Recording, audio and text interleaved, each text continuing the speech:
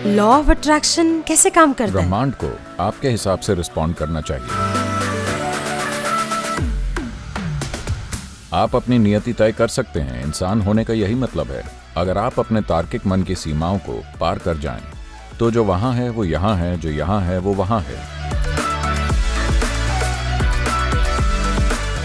तो मेरा क्वेश्चन है, अगर कोई सिग्नल भेज रहा है, आप चाहते हैं कि आपका जीवन एक खास तरह से हो, आप पॉजिटिव सिग्नल भेज रहे हैं, ये बहुत बढ़िया है, पर किसको? ब्रह्मांड को, इस ब्रह्मांड को। किस दिशा में, ऊपर या नीचे? यही तो मैं पूछ रही हूँ, लॉ ऑफ अट्रैक्शन कैसे काम करता है? लॉ ऑफ अट्रैक्शन हमेशा दो ऑपोजिट चीजों के बीच में होता है।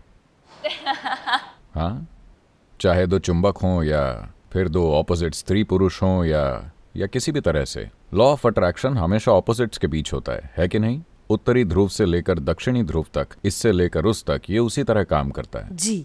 अब आप ब्रह्मांड की बात कर रही हैं, तो इसका मतलब आप इस ब्रह्मांड के लिए एलियन हैं?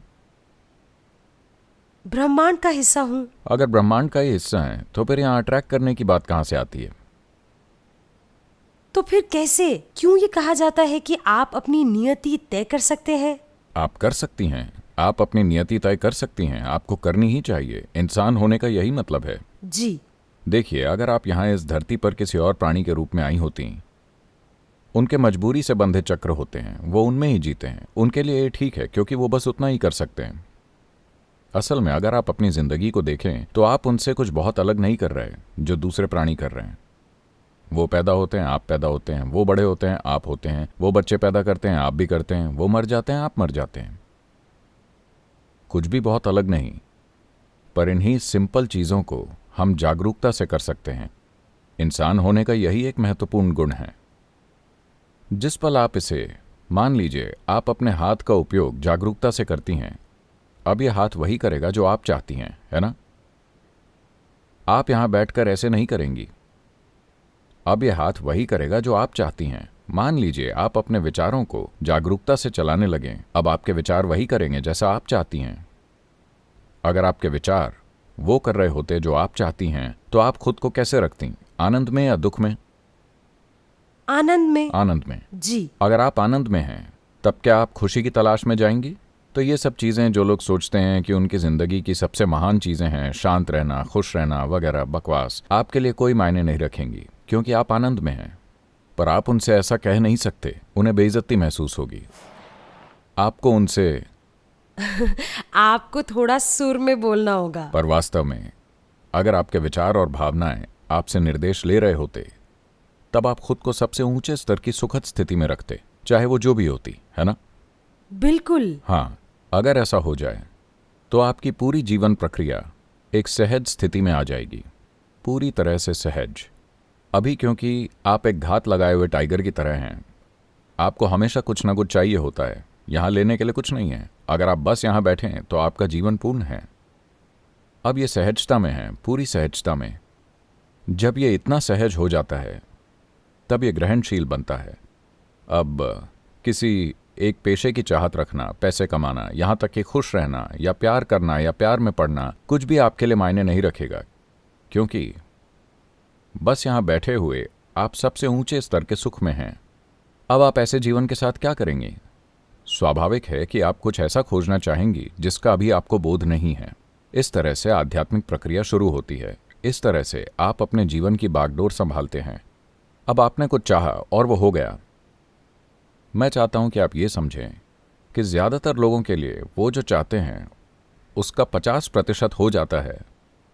बात बस इतनी है कि वो उन कुछ चीज़ों पर फोकस करते हैं जो नहीं हुई हैं। अगर आप सही से इसका आकलन करें तो एक ठीक ठाक सेटल्ड समाज में वो जो चाहते हैं उसका 90% पूरा हो जाता है। ये बाकी का 10% है जिसकी वो शिकायत कर रहे हैं। हाँ। हेलो, क्या ऐसा नहीं है? आपकी जिंदगी का 90% वैसा हो रहा है जैसा आप चाहते हैं। 10% की आप शिकायत कर रहे हैं। आप कभी भी उस 90% का आनंद नहीं लेते क्योंकि ये 10% वैसा नहीं हुआ जैसा आप चाहते हैं। तो पहले से ही बहुत हद तक आप अपनी नियति को वैसे भी तय कर रहे हैं। थोड़ा सा गड़बड़ हो रहा है, पर वो थोड़ा भी आपको परेशान कर सकता है। मान लीजिए आपको 100 किलोमीटर गाड़ी चलानी है, 90 किलोमीटर आप सही से गए जहां आप जाना चाहते थे, 91 किलोमीटर में आपका एक्सीडेंट हो गया। अभी भी ये ठीक नहीं हुआ है ना। जी। तो इसलिए वो शिकायत कर रहे हैं। मैं ये नहीं कह रहा कि वो बिना वजह शिकायत कर रहे हैं, क्योंकि 90 किलोमीटर तक सब कुछ सही हुआ, बस पहुंचने से ठीक पहले एक्सीडेंट हो गया, तो वो अब भी उससे दुखी हैं।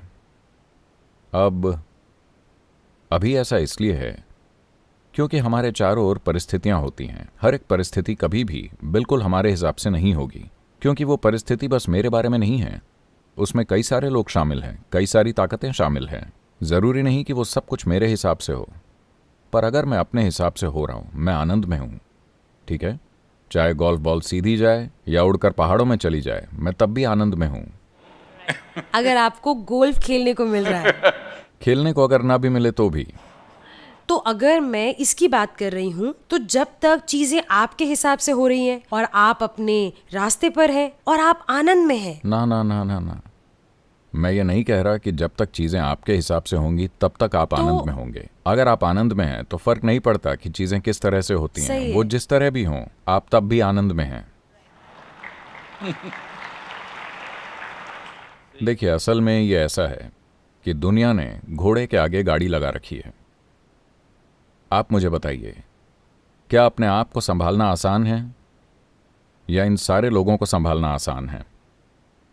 अपने आप को संभालना कठिन है। मेरा मतलब है अच्छा, आप इन सब लोगों को संभाल सकती हैं? कोशिश कीजिए। नहीं, मैं ये इसीलिए कह रही हूँ क्योंकि लोगों को ये समझ में नहीं आता कि उन्हें अपने आप को संभालना है और वो समाज को और समुदाय को और लोगों को बदलने नहीं, की कोशिश अभी कर आप रहे यहाँ हैं। बैठी हुई हैं। हाँ, क्या अपने आप को संभालना आसान है या फिर इन सभी लोगों को? अपने आप को। अपने आप को तो पहले आपको वो करना चाहिए ना जो सिंपल है और आसान है। अगर आप अपने आप को संभाल लें तो फिर हम देखेंगे कि हमें इन सभी लोगों से कितना सहयोग मिलता है। अभी जब आप कहती हैं कि आप खुशी की तलाश में हैं, तो इसका मतलब ये हुआ कि आप चाहती हैं कि ये सब आपके हिसाब से काम करें। जब हम कहते हैं अगर ये हो जाए तब मैं खुश रहूंगी, अगर वो हो जाए तब मैं खुश रहूंगी, तो उसका क्या मतलब हुआ कि दुनिया को, इस ब्रह्मांड को आपके हिसाब से चलना चाहिए। नहीं, मैं ये नहीं कह रही। नहीं, मैं ये नहीं मानती कि ऐसा होना चाहिए, क्योंकि ये दूसरों पर कंडीशन थोपने जैसा होगा कि उसे ऐसे चलना चाहिए मेरे हिसाब से। मैं ये कह रही थी कि ठीक है, उदाहरण के तौर पर एक बहुत बेसिक सा एग्जाम्पल कि कोई एक्टर बनना चाहता है या कोई क्रिकेटर बनना चाहता है, और मैं एक बहुत बेसिक सा एग्जाम्पल ले रही हूँ कि आप अपनी जिंदगी में क्या करना चाहते हैं और ठीक आप है, मान लीजिए वो नहीं हुआ। वो नहीं हुआ मतलब क्या? लोगों को आपकी एक्टिंग पसंद नहीं आई या सिलेक्टर्स को आपका क्रिकेट पसंद नहीं आया, ऐसा कुछ हुआ। जी। तो आप जो चाहती हैं वो नहीं हुआ, क्या आप तब भी यहाँ आनंद में बैठ सकती हैं? ये एक सवाल है।